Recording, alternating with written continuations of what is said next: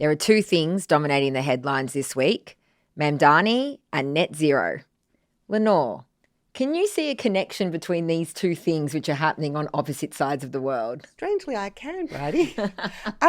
They seem to me like the absolute polar opposite ways to approach politics. Mamdani kind of threw out the old rule book about how to run a political campaign. He was completely online. He was completely authentic in his messaging. He had concrete policies.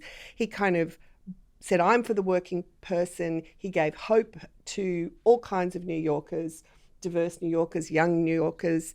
He said that things could change, and he promised that he would be different, and he looked different, and he looked authentic. The Coalition's climate policy, by stark contrast, is almost the definition of inauthentic policymaking. I mean, infuriatingly, to my mind, wickedly inauthentic policymaking.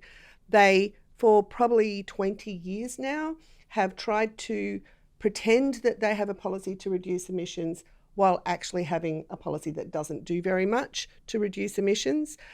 They're trying to have a bob each way to paper over the divisions in the coalition between climate deniers and the people who can read the science. Obviously, the electorate doesn't believe them.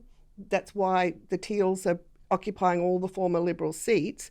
No one is buying this bob each way tactic. It's totally inauthentic, and now it is happening again, almost exactly as it's happened in all the previous iterations of this argument inside the coalition.